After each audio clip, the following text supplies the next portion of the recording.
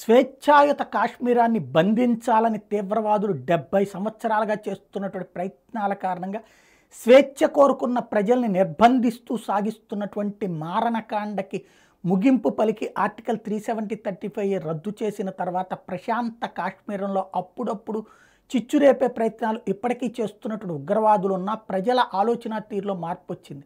రాళ్లేసే ప్రజలు ఇప్పుడు సంపాదించుకుంటున్నారు. వ్యవసాయం చేసేటటువంటి ప్రజలు ఇప్పుడు డబ్బులు మిగిల్చుకోగలుగుతున్నారు.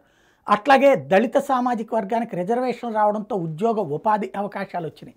అన్ని వర్గాలు సంతోషంగా బ్రతుకుతున్నారు. టూరిజం డెవలప్ కావడం, వ్యాపార వాణిజ్యాలు డెవలప్ కావడంతో అందరూ ఉద్యోగ వ్యాపారాల్లోకి వెళ్ళడం వల్ల డబ్బులు సంపాదించుకుంటున్నారు. క్రమంగా తీవ్రవాదం అనేటువంటిది గొప్పది, కాశ్మీరం ఇక్కడి నుంచి విడిపోతే పాకిస్తాన్తో కలిస్తే బెటర్ అన్నటువంటి స్టేజ్ నుంచి పాకిస్తాన్లో ఉన్న కాశ్మీరమే ఇక్కడికి వచ్చి కలవాలనేటువంటి స్టేజ్కి మార్పులు వస్తున్నాయి.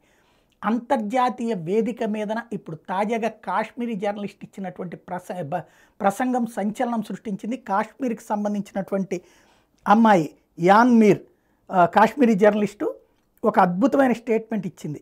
యూకే పార్లమెంట్లో తన ప్రసంగానికి చివరికి అక్కడ ఉన్నటువంటి వాళ్ళు సన్మానించాల్సి వచ్చిందనమాట. ఏంటంటే, నేను మలాలాని కాదు అంటే, ఏదైతే ముస్లిం దేశంలో ఉన్నటువంటి మలాలా చివరికి చదువుకి నోచుకోక ఆ చదువు కోసం అమెరికాకి వెళ్ళి బ్రతుకుతా అంతర్జాతీయ చివరికి అమ్మాయికి అంతర్జాతీయ అవార్డులు ఇచ్చారు, ఎందుకంటే చదువు కోసం కష్టపడుతోంది అని చెప్పేసి. అలాంటి గతి మా కాశ్మీర్లో లేదు. నేను మలాలాని కాదు, భారతదేశంలో భాగమైన కాశ్మీర్లో నేను స్వేచ్ఛగా ఉన్నాను.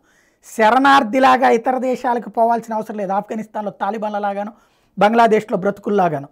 అదే సందర్భంలో సామాజిక మాధ్యమ ప్రపంచ పాత్రికేయులు భారతదేశంలో మతపరమైన అణచివేతకు గురవుతున్నారంటూ దేశాన్ని అస్థిరపరిచే విధానాన్ని మేము స్వీకరించబోమని తేల్చి చెప్పింది. మా దగ్గర చాలా స్వేచ్ఛగా ఉన్నాం ముస్లింలు అంటూ తేల్చి చెప్పింది. మానవతా హక్కులు అంటూ సెలెక్టివ్ అంశాలను మాత్రమే చూపుతూ భారతీయులు వేరు చేసే ప్రయత్నం మానుకోమని హితబోధ చేసింది ముస్లిం సమాజానికే సంబంధించినటువంటి కాశ్మీరీ జర్నలిస్టు. హ్యాట్స్ ఆఫ్ చెప్పాలి ఆమెకి.